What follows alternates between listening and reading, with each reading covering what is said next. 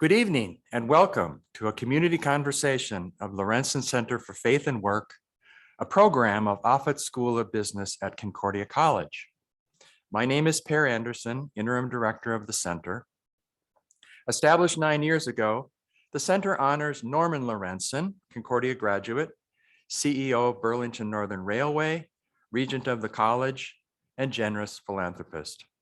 The Center seeks to integrate faith and work in support of the vision of Offutt School to serve society through ethical leaders who are confident, curious, globally competent. This evening, we conclude conversations over the last 2 years about good work for all. Drawing upon the social teaching of the Evangelical Lutheran Church in America, we have examined matters of justice and responsibility concerning essential workers, structural racism, the gig economy, and automation. Drawing upon the theology of Miroslav Volf, we have focused this year upon the quest for flourishing life and how work figures in a life worthy of our humanity. We've looked at the meanings of work, the forms, roles, and norms that we and our cultures assign to work. Humans must work to subsist, but our livelihood and everything else work does depend upon the constant meaning making that we do as cultural beings. Over these 2 years, our conversations have been thoroughly conditioned by the pandemic, which has claimed 6 million lives and unleashed immense loss, disruption, and reckoning that will reshape the 21st century. We've tried to track in real time the way the pandemic has changed practical forms and guiding conceptions of work. The pandemic has triggered unprecedented and consequential patterns of workplace behavior. Among them, historic rates of voluntary resignation continue. Job turnover has reached crisis levels of cost, lost productivity, and unpredictability for nonprofit and for-profit organizations. Meanwhile, new inflation diminishes wage increases designed to bring workers back, who have often left without another job in hand. What does this behavior tell us about the meanings of work and its place in the flourishing life? We know from Gallup polling that Americans have long been evenly divided over their commitment to work: engaged, non-engaged, and disengaged. The non-engaged and disengaged tend to be those quitting. According to a new Pew study, the reasons are many. The top 3 are low wages, lack of advancement opportunity, and workplace disrespect. These findings support what McKinsey and others report about workers feeling limited, stuck, and undervalued at work. Many workers do not think they contribute to the purpose of their organizations. They do not think they belong, which is basic to meaning in work. For some time, half of the workforce has been looking for something better and ready to quit. The pandemic has caused millions to speak up at work, renegotiate, or walk away. Young Americans preparing to enter the workforce report high levels of stress about their employability. They are looking for supervisors who care and invest in them personally so they can make the grade. Exactly what older Americans often find missing from work. This evening, we conclude our conversations with a normative turn. Assuming with Miroslav Volf that flourishing life is the most important concern of our lives, how should we respond to the state of work? What should we seek from work? When is work worthy of our humanity and our flourishing? Without a doubt, many Americans are unhappy at work because we expect far more than a paycheck. We want work to establish our human value and social dignity. We want work to advance self-actualization toward impactful careers. However, to garner such benefits, Americans are typically compelled to work hard and long in competitive and prescribed roles, driven by constant optimization in an accelerating global system. We drill one another to love our work and give everything to the team. We spend hours on social media to cultivate personal brands and monitor progress. We hope such devotion and hustle will lead to financial prosperity and existential fulfillment. But perhaps employment arrangements today are not designed for universal personal meaning and are rather suited to keep the consumer economy humming. Perhaps our expectations and habits are setting us up for chronic anxiety, mass disappointment, and inevitable burnout. Critics of American work such as Jonathan Malesic, who spoke with us in January, argue that our culture forms us for work experiences that simply cannot deliver the goods that we seek. We need to look beyond work for meaning and purpose in life, and to cultivate lives that put work in a limited, utilitarian place. We should favor robust forms of leisure where we cultivate goods worthy of our inherent dignity in beloved communities. During our conversation in January, in response to Malesic's advocacy for leisure over work, an audience member asked, "But what about work as service, which we talk about at Concordia?" What a great question. This evening, we take up Malesic's challenge to look beyond work for meaning and purpose in life and explore Christian vocation as a vision of flourishing life that defines what work should be. Here we will engage Martin Luther, who envisioned a godly, worldly life that has become an ecumenical and interfaith movement. 500 years after Luther, vocation is a living tradition. We are honored this evening to be joined by two respected theologians and college educators to illuminate this tradition and its implications for work. Wanda Deifelt is professor of religion at Luther College in Decorah, Iowa. She earned degrees from Northwestern University and Garrett Evangelical Theological Seminary in the US, as well as the Faculdade de Teologia in Brazil, her home country. She has served as vice president of the École Supérieure de Teologia in San Leopoldo and as provost of its graduate program in theology. Professor Deifelt is an ordained pastor of the Evangelical Lutheran Church in Brazil. She has served the Lutheran World Federation as a theological advisor. She has served the boards of the Ecumenical Institute of the World Council of Churches, the Latin American Council of Churches, and the Ecumenical Institute in Strasbourg, France. She's been a participant in bilateral Roman Catholic and Lutheran dialogue. She recently participated in the development of a landmark ELCA consensus statement, Rooted and Open, which we will discuss this evening. Professor Deifelt is a prolific speaker, researcher, and author of publications in English and Portuguese. She joins us tonight from Athens, Greece. Darby Kathleen Ray is the Donald W. and Ann M. Harward Professor of Civic Engagement at Bates College, where she is also Professor of Religious Studies and Director of the Harward Center for Community Partnerships. At Bates, she leads institutional strategy and program development in support of the college's civic mission, leads workshops and seminars in community engaged learning and research, and develops college community collaborations. Professor Ray was a professor of religious studies at Millsaps College for 16 years, where she also directed the Millsaps Faith and Work Initiative. She is author of the book Working in 2011, Incarnation and Imagination, A Christian Ethic of Ingenuity in 2008, contributing editor of Theology That Matters, Ecology, Economy, and God in 2006, and author of numerous essays and book chapters. Professor Ray co-leads the annual Teaching Vocational Exploration week-long faculty seminar for NetView, which is the Network for Vocation in Undergraduate Education, and participated in the NetView Scholarly Resources Project. She earned degrees in religion at Sewanee, the University of the South, and at Vanderbilt University. She joins us tonight from Lewiston, Maine. Welcome, Wanda and Darby. Thank you for joining our conversation. Good to see you. Welcome again to our Zoom audience and to our Barry Auditorium audiences. If you are on Zoom, please share your questions in the chat. If you're in Barry, we will invite you to approach the microphone in about 60 minutes or so.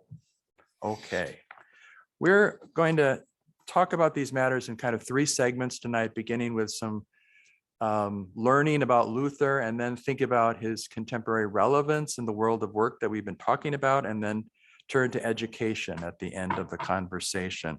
And we've kind of made some decisions about who will lead us in these various questions. We're going to start with a question for Wanda, and it goes something like this: that historically, Christianity has understood vocation in some different ways. And so beginning in the 16th century, along comes this Luther with a reforming movement, and Christians start to think about vocation in ways that affirm the roles and responsibilities of ordinary life. The philosopher Charles Taylor made a big point of this in his study of modernity, and also infuses that worldly activity with godly meaning and purpose. So Wanda, how did Luther change the way Christians think about worldly affairs, and how did he come to this new understanding of vocation? So, hello, everybody.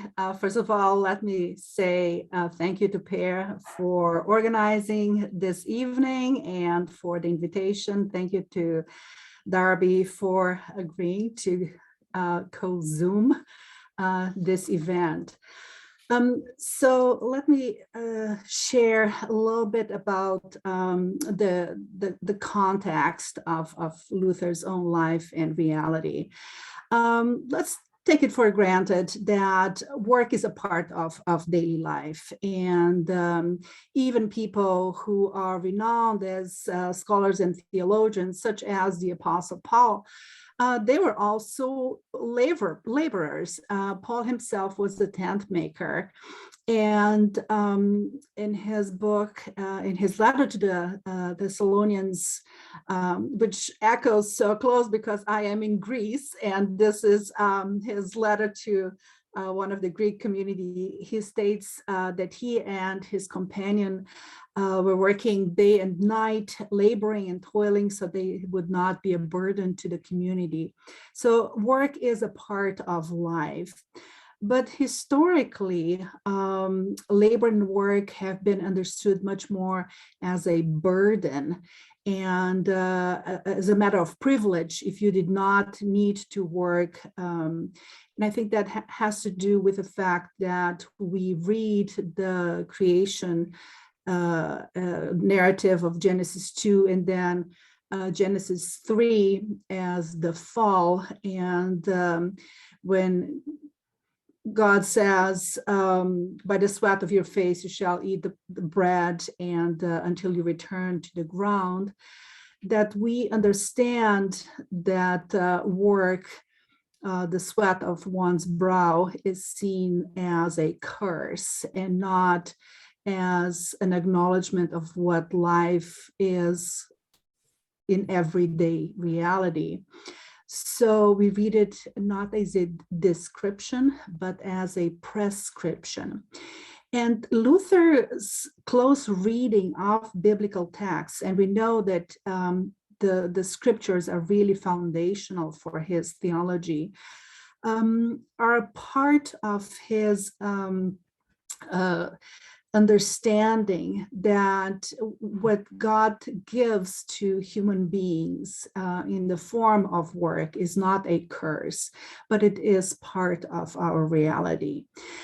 Historically, in Luther's context, it meant that vocation, the call that God gives, was then reduced solely to people who have a religious aspiration, for those who are called into churchly service.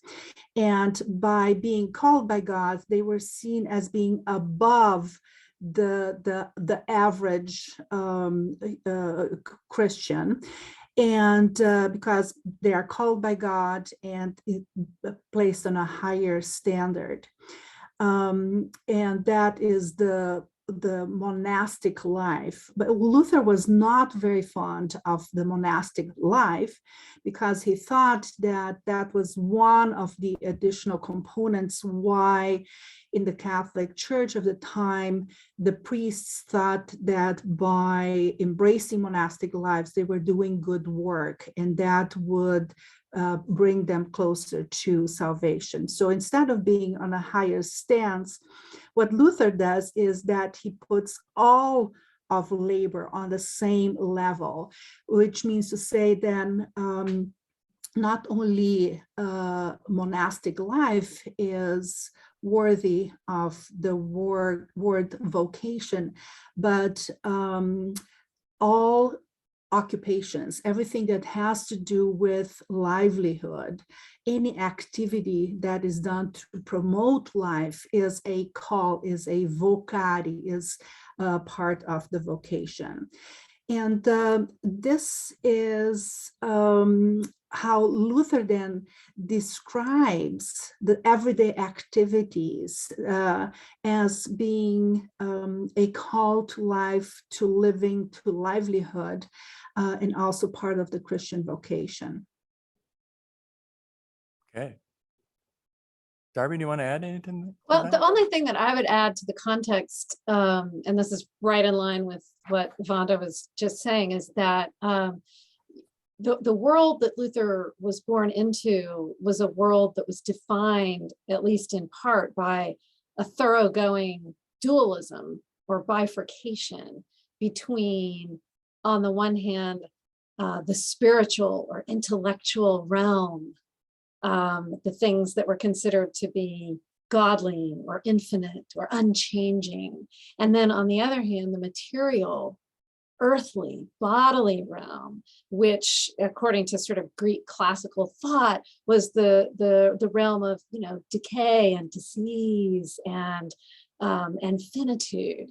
And when Luther comes in and sort of says that the work of the homemaker is as valuable as the work of the priest or the monk, he's not only contesting sort of understandings of livelihood, but he's really contesting this classical sort of Greek dualism about materiality versus spirituality. And in that sense, he's really embracing, a sort of incarnate understanding of Christianity, because Christianity can be merely seen or interpreted in this way that values the spiritual and the intellectual and that whole realm, the disembodied realm, and devalues the earthly realm. And so he's really doing something quite remarkable and paradigm shifting, both in terms of the view of work, but also the contestation of the hierarchies that were in place at the time. Good. So equality and then the activity of God. And I want to go into that for a minute. So think about the doctrine of God that's behind Luther's thinking here. I want to get your thoughts about that a little bit. So he wants to situate our work in the ongoing providential activity of God in the world. And a very classical account of that is what Luther says in the Small Catechism. And for people that don't know the Small Catechism, this is really the text that Luther develops for teaching Christianity in the home. So it's very much in that vein. So in the fourth petition is about give us, this is on the Lord's Prayer, the fourth petition, give us today our daily bread. What is this? And this is Luther. In fact, God gives daily bread without our prayer, even to all evil people. But we ask in this prayer that God causes us to recognize that our daily bread is what our daily bread is, and to receive it with thanksgiving. So then what does daily bread mean? Answer. Everything our bodies need, such as food, drink, clothing, shoes, house, home, fields, livestock, money, property, an upright spouse, and upright children, upright workers, upright and faithful rulers, good government, good weather, peace, health, decency, honor, good friends, faithful neighbors, and the like. So daily bread captures it all. I'm just wondering if you could talk to us a little bit about this theology and how you appropriate it in your own work. It gets at this idea of co-creation, and that's been a much discussed idea. And is that what Luther's saying? Is we are really co-creating with God? That's what he means to say. And of course, that really changes how we value and think about. And then what do you as theologians make of that idea? I can start. What Luther says in the Small Catechism and then expounds in the Large Catechism about the petition, the Lord's Prayer, give us today our daily bread,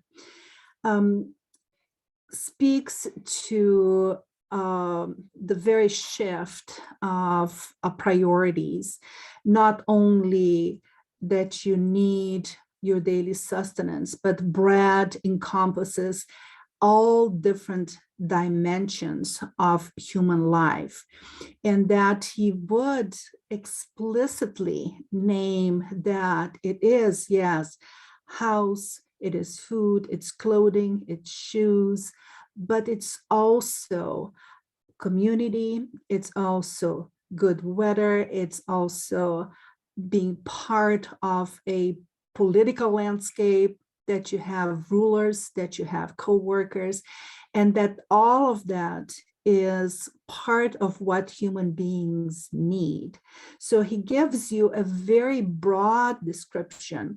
We would not automatically think that daily bread includes just government or just governance. And yet, in the quote that you highlighted, that is what he is naming, how the fact that God provides all of these aspects that make it possible for human beings to flourish, to thrive, to exercise our creative capacities.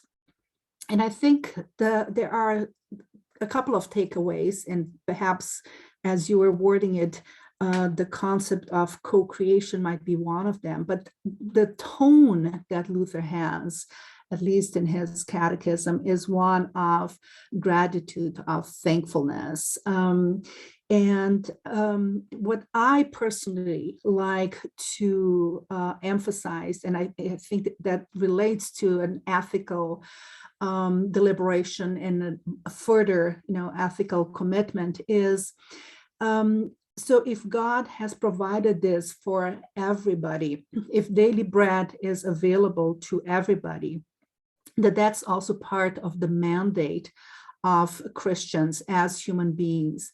We love others because we have been loved first, and so we testify to others. And what better example to challenge our mentality of wanting to accumulate and to feed greed and the need of having more and more and accumulating more than we need. In the story of the Israelites, as they are journeying in the desert for 40 years, God gives them manna. And manna is the bread for daily life, the bread that comes from heaven. And as soon as human beings yield to the temptation of wanting to accumulate and keep the bread from one day to another, the bread spoils. There are worms in the bread. It gets sour. It no longer tastes good. And so along with the petition, there's also an ethical reflection.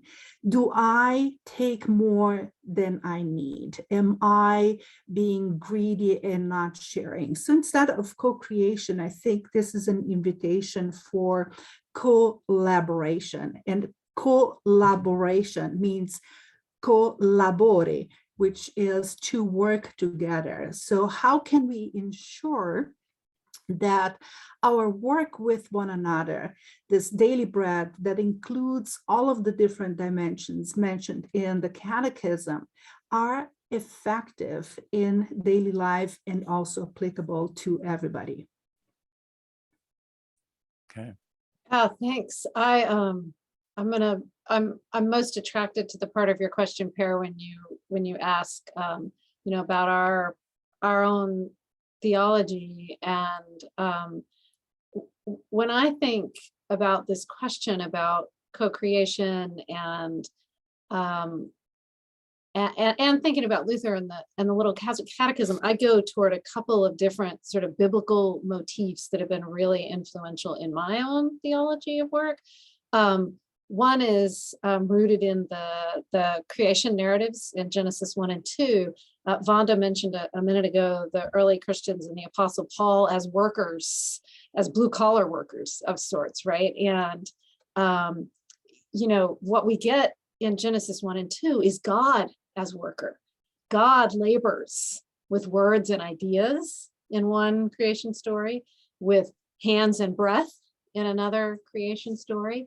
God's not depicted as the boss or the CEO, but rather as an inspired craftsman or artist whose work is driven not by profit or production goals, but by a desire to love the other, to express the self, to a desire for beauty and pleasure and diversity and interrelation. You read those creation narratives and you see a certain kind of worker and the valuing of a way of work that is not the work of domination or the pursuit of fame, but it's the work of invitation and harmony and diversity. And if we see human beings as in the image of God, which also we find in these opening chapters of the book of Genesis, if we're created imago Dei, then the implication is that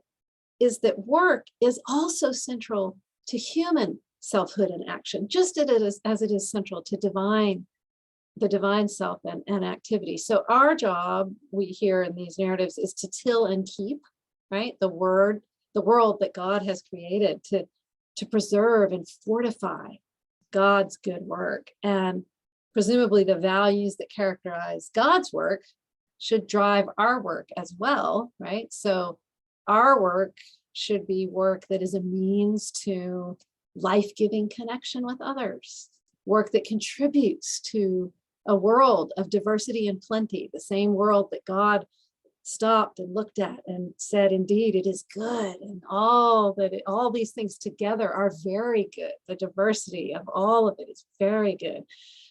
God's work is humanely paced and personally gratifying. There's just so many values that I think we can be inspired by as workers created in the image of a worker God. The other biblical notion that is really formative for my thinking about work is just it's so simple, but the recognition that God's primordial work is creating life and desiring its flourishing. And here we can think of the Gospel of John, where Jesus says, I came that they may have life and have it abundantly.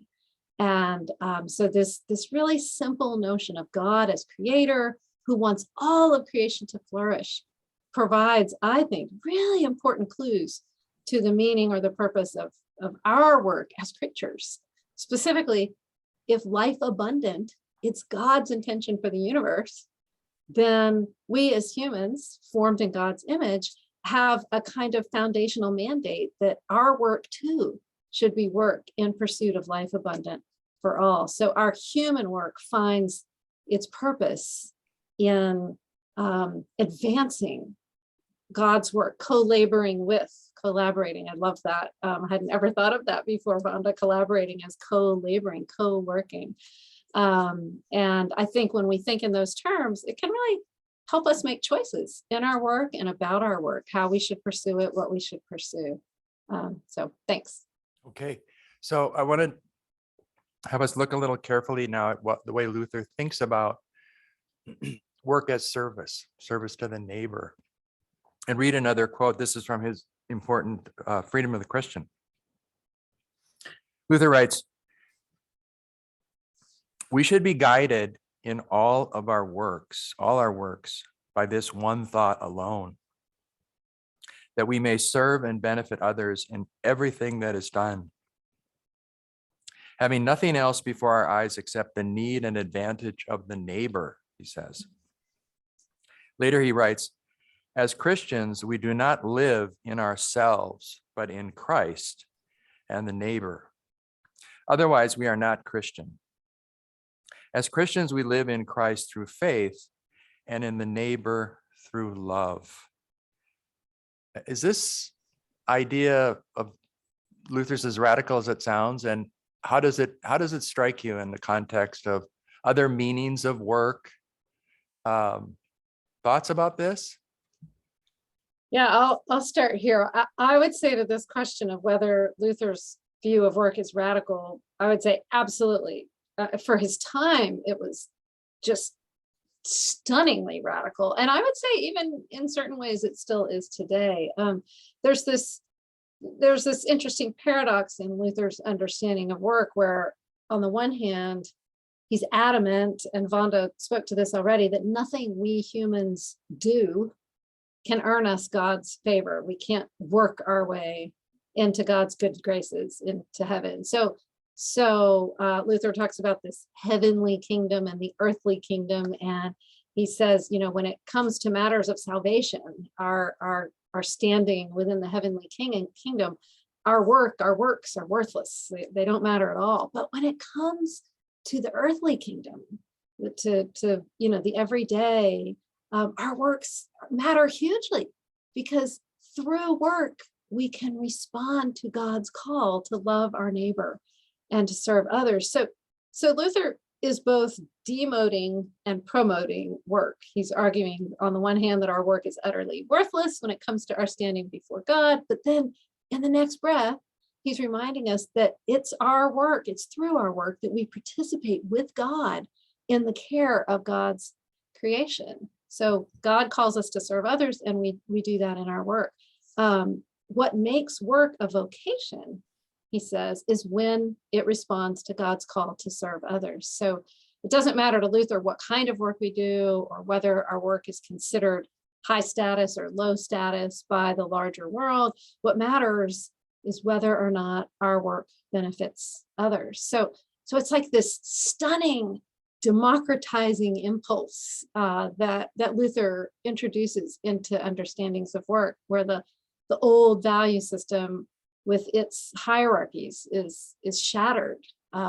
Those hierarchies of spiritual and intellectual over embodied and earthly, for example. So he's flattening all that out by focusing not on the status of the worker or where on that material spiritual continuum our work lies, but on the intention and the outcome of our work, whether it serves others and is done in love. At some point he defines vocation as a specific call to love our neighbor through our work. I think it's important here also to note that our neighbor here is the kind of Good Samaritan notion of the neighbor, who the one who is in need, the sick, the poor, the vulnerable, the incarcerated. Our work should love that neighbor. That's radical in its day and in our day, I think.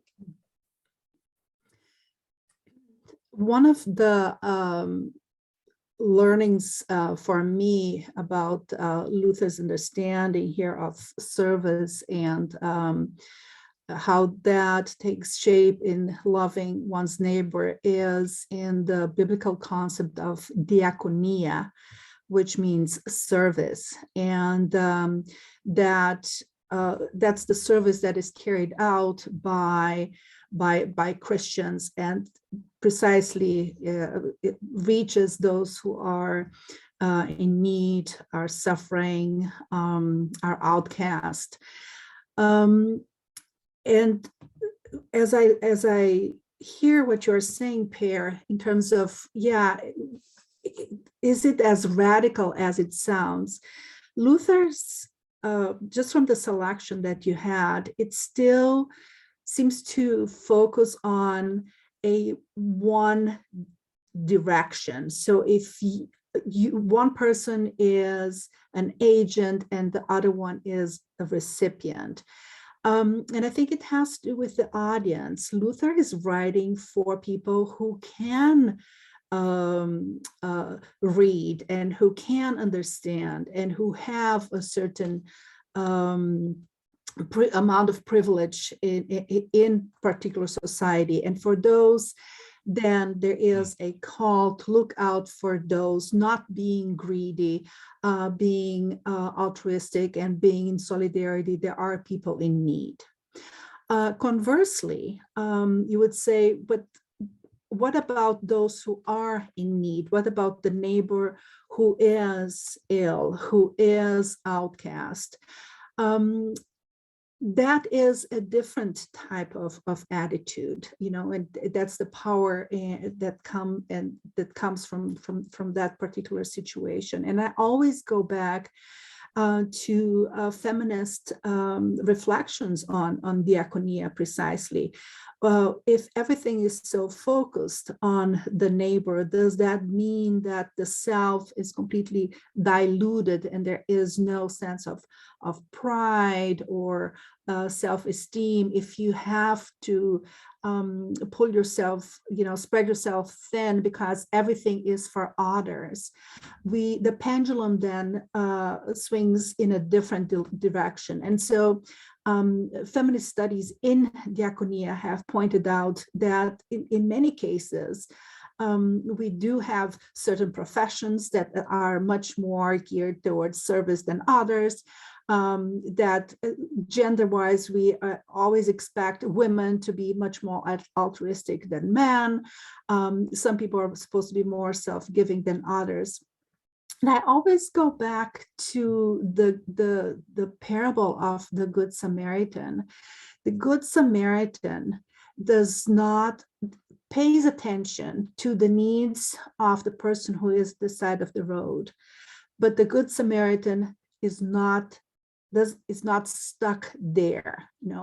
That's Good Samaritan also moves on to do other things. And I think that just reading this particular story of the Good Samaritan for me has been very enlightening, because I realized that service is not all consuming, that there is a give and take that perhaps it comes with being more advanced in age, that the necessary balance between these two dimensions. And I think, that for me is the part of the wisdom in the conversation as well.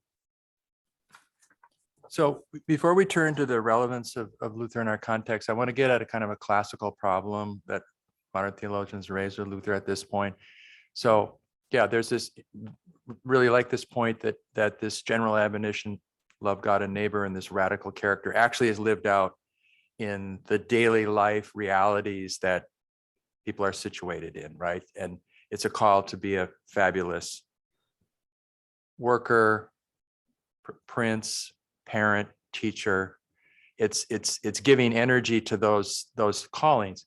But here's where people see a bit of a problem of the way Luther thinks about the social structures and that are at variance with the way our society works. Could you tell us what that situation is, and how can we work Luther out of that problem in terms of his theory of callings? Yeah, I'll look forward to hearing what Wanda has to say, because she knows Luther way better than I do. But what I see as, a problem here is that, so on the one hand, and I was just, sort of giving this sort of, passionate explanation for why Luther was really radically democratizing or equalizing work by focusing on love and service as the hallmarks of good work, and basically saying that the kind of work we do doesn't really matter. But when he does take up the question of what is the specific work that individuals should choose to do, he sort of steps back into some of the old hierarchies, I think. And again, I'm really interested to hear what Wanda has to say. But to know what kind of work we should do, he says we should look to our station in life. So my read of this is, if our station in life is as a wife instead of a husband, or a servant instead of a master, then that tells us what work we should do. So while his theological vision sort of contests traditional class, gender, race-based hierarchies, putting homemakers and farmers, for example, on a par with monks or statesmen, his social vision is fundamentally conservative. So just because the work of a homemaker is as valuable in God's eyes as the work of a monk, doesn't mean women should burn their aprons and head to seminary.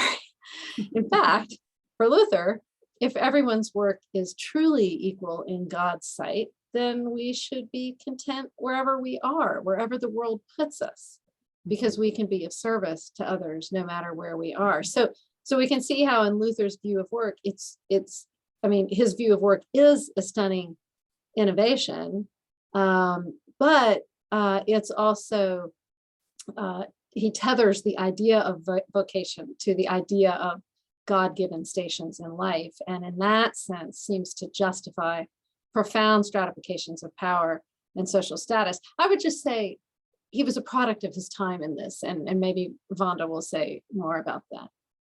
I will totally agree with you. I think in some of his statements, he really reveals how much he is a fruit of his time, a child of the 1500s, and how the stations in life are pretty much determined, and yet even with the limitations in that. And I think there is something in Luther's writings that allow us often to read Luther against Luther, because when he makes social comments, his social comments sometimes are limited by just, the culture of the time. And yet, if you peel away this layer, then you take into consideration what could be much more transformative. And so I'm thinking, for instance, his commentary on the Magnificat, in which he dedicates the writing to the prince, and saying, well, this is the responsibility of those whose station in life is to rule. So now, if you do not act according to what is being said, like in the Magnificat, what's the purpose of the Christian message that the rich will be sent away empty-handed, the hungry will be fed, because that is your responsibility as rulers. So it is possible to then say, well, think about what's the message and not about the constraints of the station in life, which for us, of course, is so much more fluid than it was for Luther. But there is a message at the end, which I think is much more important than the social stratification that comes through in his comments.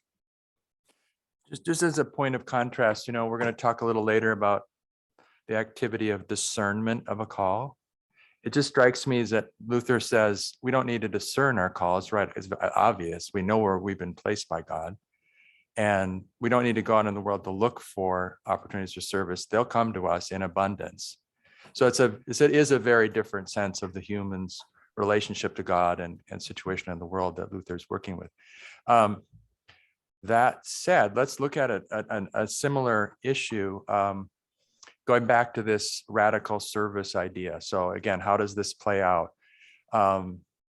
Thinking about work as fundamentally about benefit to the neighbor, and the question of reciprocity and mutuality has been raised. You get the sense in reading Luther, he has no concern about my self-actualization, that's a great good that work should serve, because I have the gospel, I have the goods of of being living in Christ. There's lots of flourishing at hand if you're a Christian that you don't need, that the self does not need.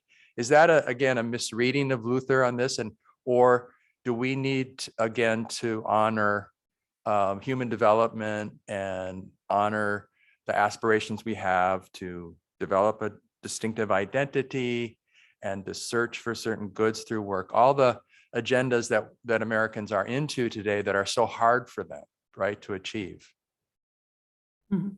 Wanda, do you have some thoughts on that? Yeah, I can start.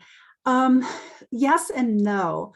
To some extent, Luther comes across as it's all about the neighbor. It's all about those who need the attention, care.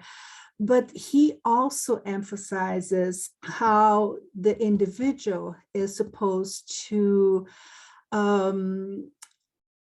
develop certain skills, and just use the example of education, right? If you already had the gospel, you already know that you are saved, why should you bother with that self-actualization? If you just use the example of education, you will conclude that yes, of course, we are works in progress. We have to continue improving on ourselves, but we do so always with the help of God, right? Because that is at the foundation of his theology. But if we then take this to more current conversations, we would say that work is not only for the benefit of the labor, it's also for the dignity and for a sense of self. And that is also very present in Luther's writing. Just from the quote that you highlighted about daily bread, how do I get the daily bread? Because I have to work for it, right? So God gives me, but I have to do something to achieve that. And that reminds me of how the conversation about work, labor, is not something exclusive to the theological realm, but that from the field of religions, there is such an important contribution to be given. A number of years ago, the International Labor Organization, the ILO, started a program called the Decent Work Agenda. And they brought together religious scholars to from different religions and philosophies of life to learn what is it that philosophies of life and religion have to say about work. The ILO was genuinely interested because we come across as saying, well, work is either a punishment or it is only for as a means to achieve merits with God, or it is the way of living Christian lives. It was quite amazing to see how unanimous it was that all religions and philosophies of life agree that work affirms a sense of dignity, of belonging, of a sense of self, and a place to find the meaning of one's life. But then you're right that for many people around the world, including the US, work is not a life choice. It can be demanding, demeaning, can be alienating, and that's why also from a religious perspective, from a theological point of view, how we can contribute to remind people of the key components of what a decent work would be. And in the case of the International Labor Organization, employment, to make sure that there is a place, an opportunity, that there is a means to show the creative work, the transformative work that we have, but then also to have certain safeguards, for instance, social protections that have to do with fair remuneration, that people are working in healthy environments, that they are respected, that workers do have rights. And it's so ironic that in a place like the United States, women do not have a maternity leave established, that it is very random how many weeks, months, does one have. But then also that work does not alienate, or that people are forced into certain types of work. Think about child labor, for instance. And then finally, I think work needs to enable social dialogue. What is it that we expect from work? Do we simply assume that people are in it for a paycheck? What about that type of creative approach that Darby was talking earlier, the sense of belonging? I find meaning because this is something that reminds me of the fact that, as human beings, we are part of creation, and we share that same creativity. Yeah, thanks. I'm not sure I have anything substantive to add to that. I guess I would just say that, it's trying to ground self, or create, think of work as the foundation for our sense of self is really problematic, and increasingly so the more that we sort of can see that kind of view, that work should be the foundation of our sense of self is really conveniently perpetuated by neoliberal capitalism to help produce a constant supply of compliant workers who will see work as an idol, something that they'll sacrifice other things to attain, things like a humane work-life balance, time with loved ones, care of self and creation, justice, involvement in the arts, civic participation, like this whole realm of things, all these goods that get sacrificed on the idol, on the altar of this idol of work as the thing that should give us ultimate meaning or our sense of identity. So I think a modern view of vocation has to thread the needle between the idolizing of work, which as Wanda just mentioned, ultimately depletes and demeans workers, or the sort of complete dismissal of work as important, which can also deplete and demean workers, right?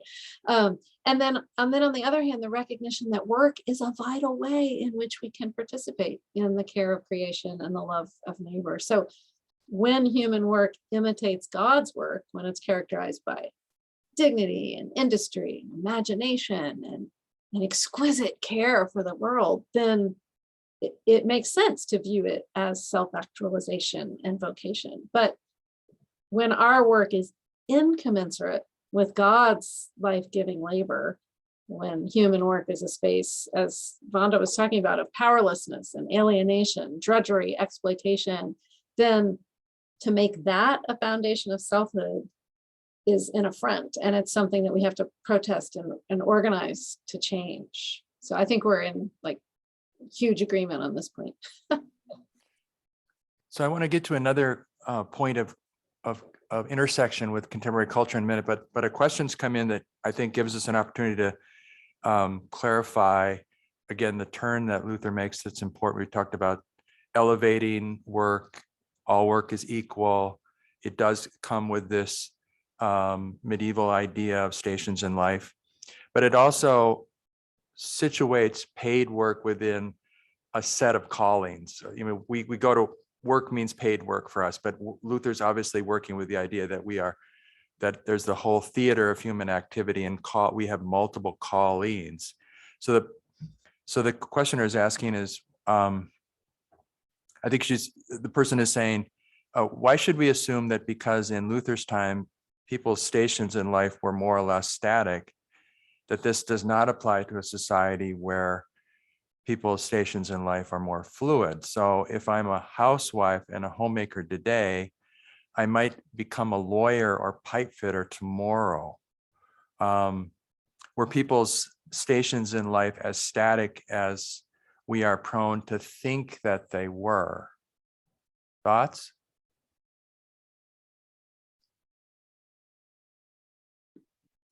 Yeah, I think our conversation is very much focused on the U.S. scenario, and I think it comes tainted with several of the romantic ideas that the U.S. is a country where you can, the American dream, you can work hard and you can make a living, and that's it. But even in the US, we talk about privilege. We talk about systems that prevent that dream from happening. And around the world, that is also the case. So I think we also, I appreciate the question, and putting a certain, reality check. Yes, even our understanding of what work and self-realization, self-fulfillment, we are talking about how that would be what we strive for, what we work for, what we look for, that be a reality for everybody. And that's why I was referencing the decent work agenda, because around the world, in fact, that is not the case. And so just putting that urgency for us to have the conversation in light of what the reality in fact is. So I appreciate the comment. So I'd like to come back now to this idea that was referenced in my introduction. I think that is a point of intersection between this radical service ethic of Luther's and what's driving a lot of contemporary thought. And it's this idea that goes something like, do what you love and you'll never work a day in your life. That whole mantra that's been developed over the last couple of decades around thinking about work. And it's recently come under a very thoughtful, strident criticism in a book that I've been reading by Sarah Jaffe, in a book that's called Work Won't Love You Back, is the title of the book. And she says, while workers have struggled with loss after loss over the past 50 years, quote, at the same time, we've been told that work itself is supposed to bring us fulfillment, pleasure, meaning, even joy. We're supposed to work for the love of it. And how dare we ask questions about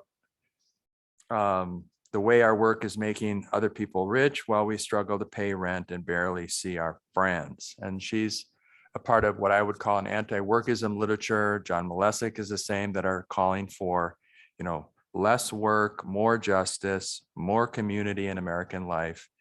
And they focus particularly on this new service economy that we are in America, and how the love your work can be incredibly draining within that service economy that takes a sort of a heavy toll on our emotions. So how does vocational thinking about work and work as service respond to workism? How does it differentiate itself from this idea that is up for a lot of discussion right now? I can start. I think there is a forceful conflation here of ideas. On the one hand, you have love your work, but on the other hand, you have a work that exploits you to death. And that's part of the tension that you're highlighting. For me, it is a matter of power, privilege, and work satisfaction. Not everybody can quit their job and simply say, well, and write a book and say, work won't love you back, and say, I've been burned out. If you depend on your work for your living and livelihood, that's a certain privilege that you do not have. And I think we need to acknowledge that. What our conversation here is, how can we then ensure that work conditions are such that people are not burned out, or that they are not working in situations that lead them to die at their jobs or work. And so for me, this conversation needs to include the dimensions of respect, being appreciated for the work that is being done, to have a fair compensation if that is the case, to have an engagement with the type of activity that's done, that there is also a personal affinity and interest, a type of motivation. And I think that's part for me of the basic conditions. And also in the US, we tend to make this conversation very private. Okay, so I, as an individual, I'm burnt out, and now I'm the one who makes that decision without thinking about the collective efforts, in advocating, in pointing out how this system that we have is not humane, how it leads people to burn out on the one hand, but then also pays wages that do not allow people to survive. And this is our basic conversation in the liberal arts setting.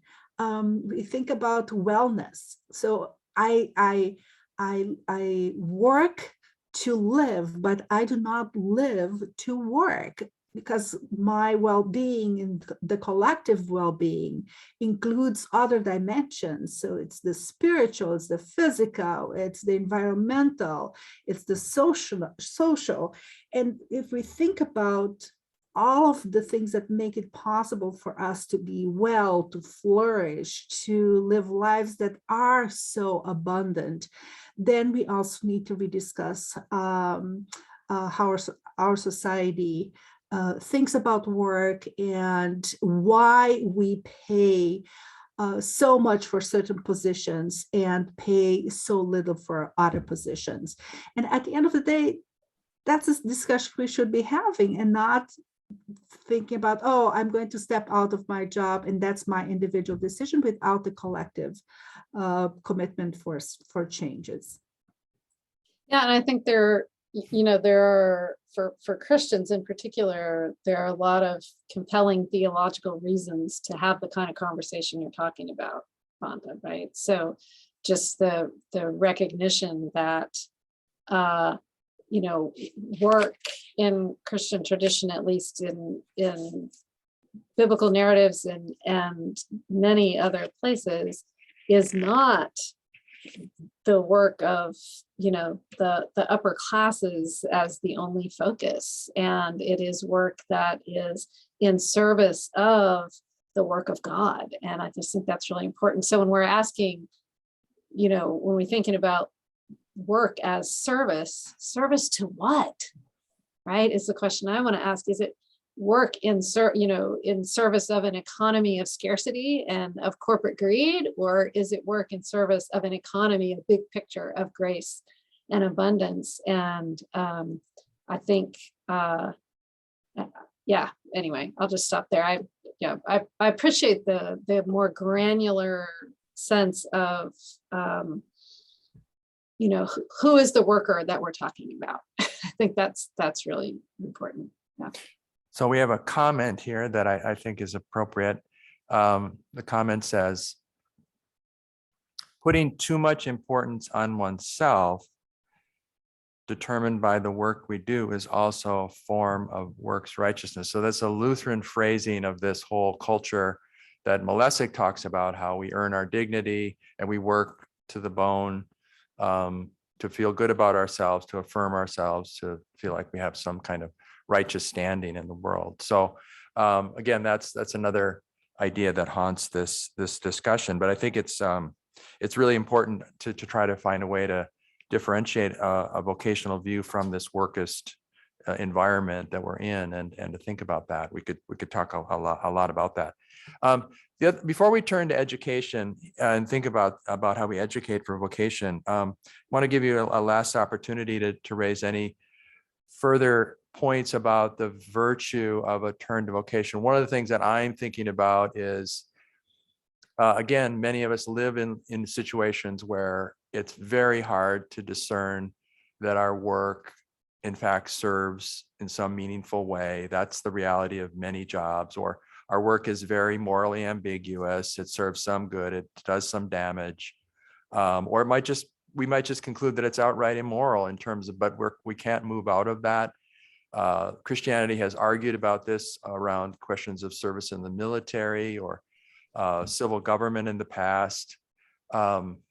I think about the fact that we're in this culture that really pushes us to succeed, and how many of us do that, right? And so what does a vocational ethic have to say to those of us who fail? We all fail at some point. How do we put all that together in the idea of a flourishing life that we've been talking about?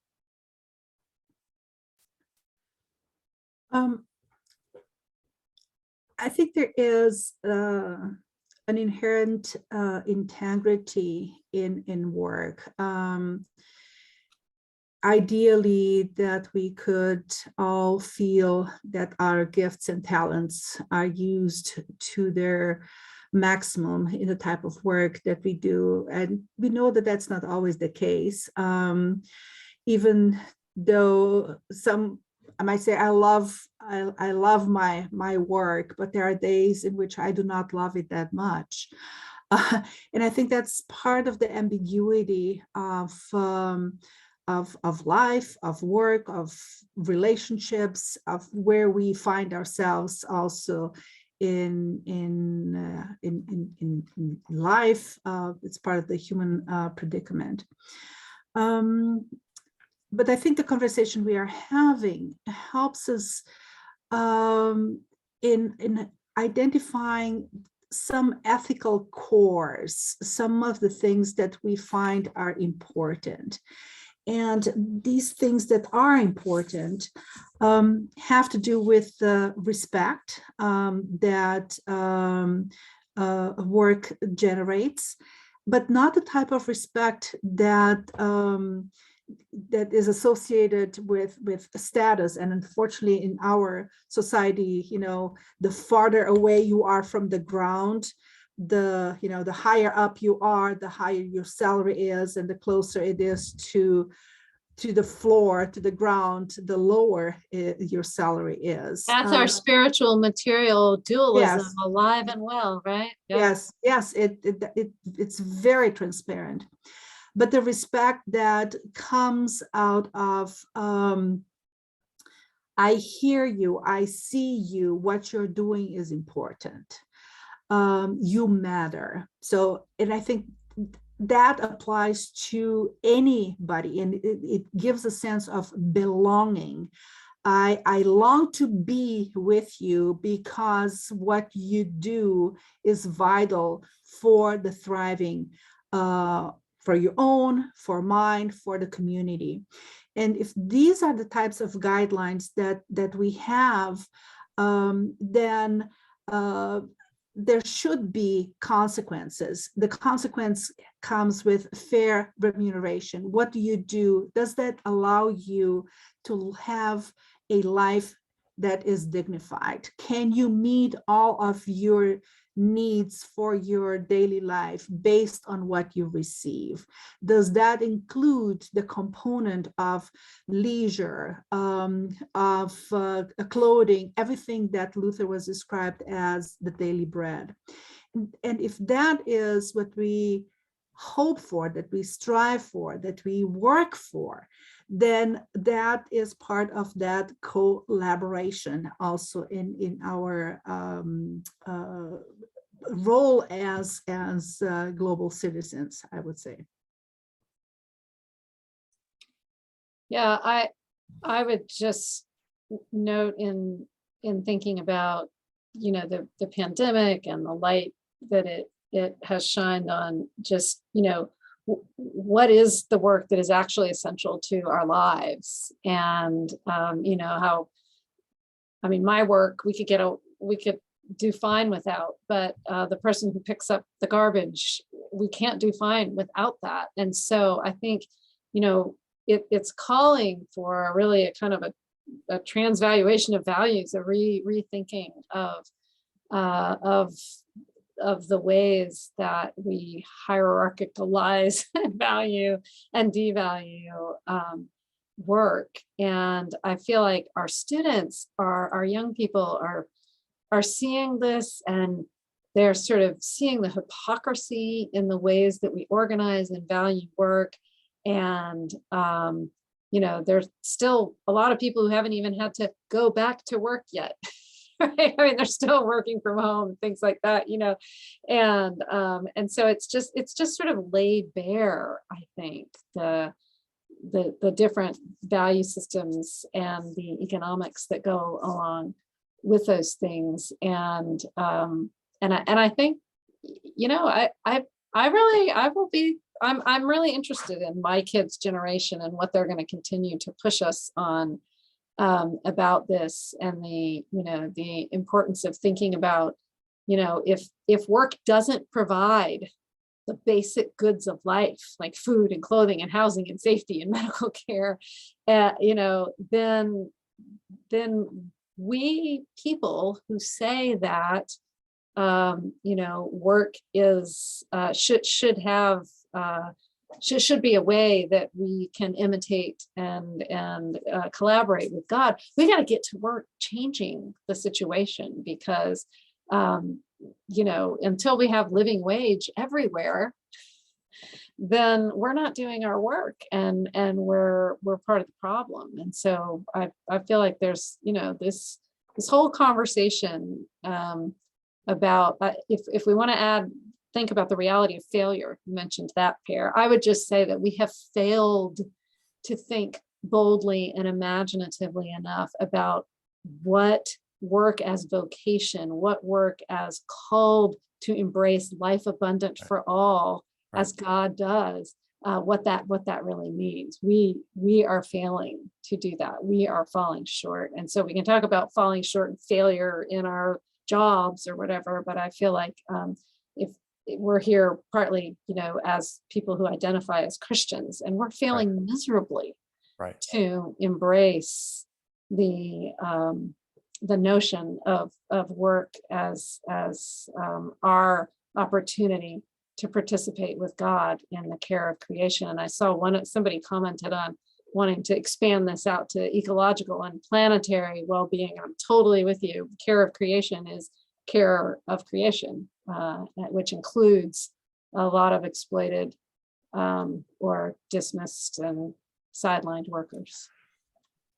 So that takes us to really the conclusion that I'd like to have us address, which is really how this tradition that Luther unleashes around vocation is its trajectory in higher ed right now.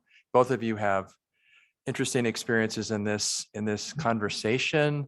Lutherans have a shared document about vocation and vocation centered. You're deeply invested, Darby, in the ecumenical and interfaith movement that's going on. Some of our colleagues were with you at a conference that's held by Annalie. So in the last 15 minutes that we have here, so let's think about the developments that are going on and what's at stake in this. Maybe Wanda, you should talk a little bit about this document, Rooted and Open. And for our listeners who haven't read this, if you just Google Rooted and Open, it will not take long to find it on the ELCA website. So tell us about that experience of having served on that committee, and how it came out with what you see as the essential a result of that, and then perhaps in spirit of what Darby's saying, what's the work that has to be done? So as many others who have drafted by committee, you know that the result is not always as brilliant as you hope for, but then it's also not as bad as you feared. So that's part of experience, my experience of working with so many collective documents. I think the Rooted and Open document helps because it's signed by all presidents of ELCA colleges and universities. It serves as a commitment for higher education and how ELCA colleges and universities position themselves with the purpose of vocation as a way of finding one's calling in the world, and how education serves to help that. So let me just read one passage from it, and I quote: "A common calling, vocari, creates advocacy, advocari, for the sake of the neighbor, to reduce suffering, build up the neighborhood, and befriend the earth. Because these institutions affirm the connectedness of all forms and aspects of life in the world, they invite students to see themselves as parts of larger wholes. They encourage them to weigh the impact of their actions on other creatures, both human and non-human." My own take on vocation and education is to help students see that they are global citizens, to be much more attentive and caring towards people who are not in the room next door or sitting just right next to them. And I think the fact that I am the director of Luther College's Malta and the Mediterranean program for this semester is an indication, and I know several colleges and universities have similar programs, is to expose students to a reality that is not their own, and in doing so, to make them advocate for other parts of our planet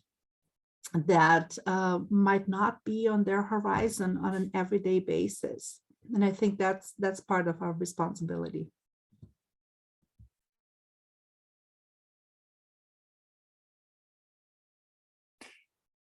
The document you're talking about, Wanda, is very aspirational, as you said. It's very ambitious. I mean, I'm struck by this idea that it has this core promise to equip graduates who are called and empowered to serve the neighbor so that all may flourish, which confirms what you're saying. And there are other texts that are very pointed about what we want to push students to think beyond their cultural understandings and things like that. I mean, what is your assessment of the energy on our campuses around this really important idea? Because it's universal vocational learning. It says everyone, it should be centered, everyone should have a way around this topic. And that gets us into what Darby works with, is how does this concept that has its home in Christian theology, how does it play out across the ecumenical perspective, across the interfaith perspective? How much attraction is there to this concept in its fullest sense? Either of you have thoughts on that? Well, I was just going to say, I think exactly what Wanda was just describing in terms of the kind of in-breaking to one's world that can happen when when you go out into communities different than your own. That can happen through travel and study abroad. It can also happen, just around the corner from our campuses, right? And so, I think for many students, well, just to return to think about vocation, the iconic definition of vocation in our time is Frederick Buechner's pithy one, where he says, vocation is the place where your deep gladness meets the world's deep hunger. I think that's it. And often we think of vocation as, finding your passion and figuring out your deep gladness. Like we get stuck there. But I think these experiences of the sort that Wanda's talking about, and the kinds of experiences that that I work with faculty and community partners and students to develop, are experiences that are designed to help students deeply listen to, and become attuned to the world's deep hunger. What does it mean to listen to a summons, not only from, your gifts and talents and hopes and dreams and ambitions, but also from, what does it mean to listen to the neighbor? What does that mean? And not simply in a mode of let's go serve the less fortunate, right? These kind of patron-client modes of being in relationship to those who are off our campuses. And this goes back to something that Wanda was saying earlier about, the neighbor and what if you are the neighbor, right? And so these experiences that we can have on our campuses, that young people from all traditions and no faith traditions are finding so powerful, which is to sort of ask the question of, what is the point of this knowledge? How does it allow us to be in right relationship with the planet, with people who are on the ground doing social justice work? How can the world's deep hunger summon us toward fuller humanity, toward life abundant, toward the kind of hard work that we need to be doing, and toward the learning that can happen when we recognize the world as our co-educator, right? When we don't think that all knowledge is owned by the academics, or that all learning happens on our campuses. And so I think just as educators, when we're thinking about vocation, we're thinking about discernment. What are we putting on the table that when we ask our students to be in discernment? Are we just asking them to look within? If that's the only direction we're going, I think we're doing them a disservice, and we're diminishing this notion of vocation and of meaningful work, and of the larger context of life abundant within which all of these pursuits need to take place.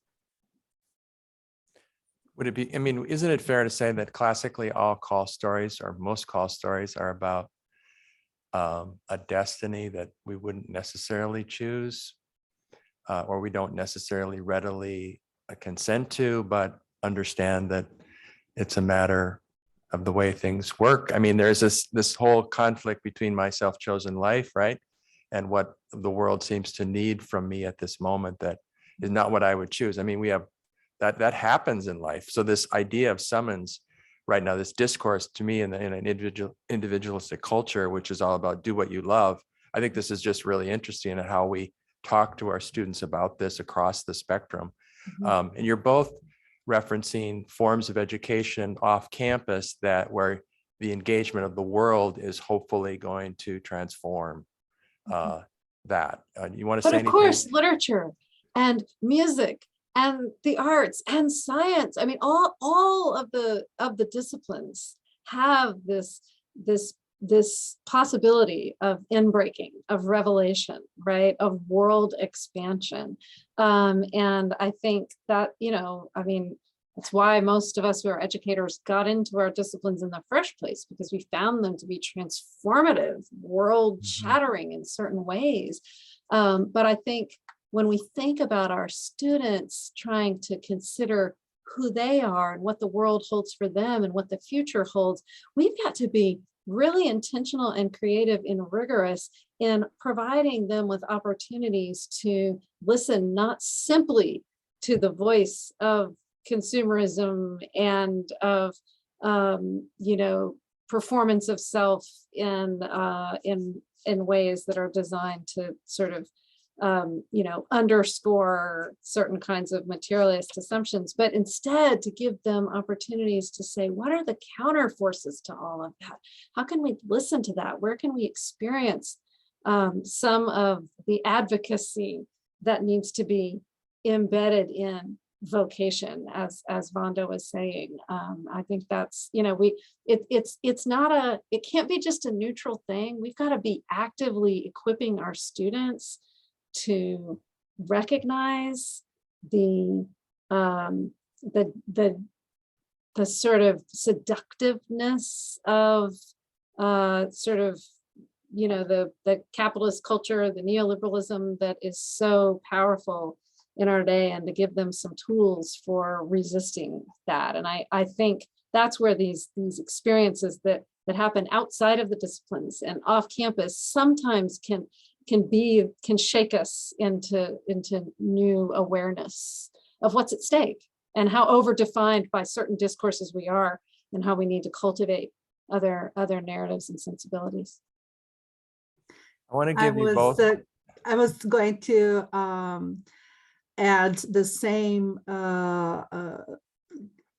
just the richness of the experience that happens in the classroom on campus. And those of you who are educators know this, and those of you who are not related to colleges or universities, you will notice that the same process happens in our own ongoing learning. And I think as an educator, I want to help the students in the discernment process.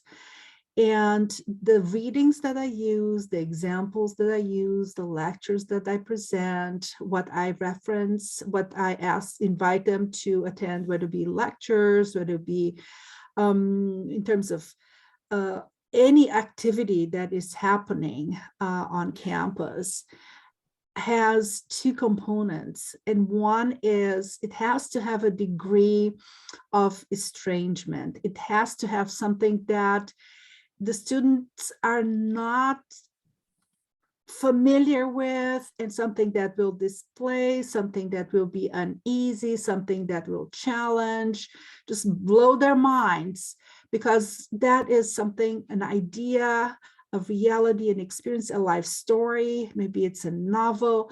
It has to have something that is unsettling, because otherwise, there is no learning. But besides the estrangement, it also needs to have a degree of familiarity. How does that connect with my life, with where I come from, with my, the ideas that I have been brought up with? And bringing these two together, the estrangement and the familiarity, that's where the magic, where the chemistry is of the classroom. If you have too much estrangement, then everything becomes exotic, and then I cannot relate to it anymore. But it is so familiar, I then just confirm my biases, and there is nothing new that is learned, and it just makes me appreciate the role of educators, of professors, of coaches, of pastors, and because there is this pedagogical thought that goes into it, and many people don't even realize, but this is our craft. This is what we do.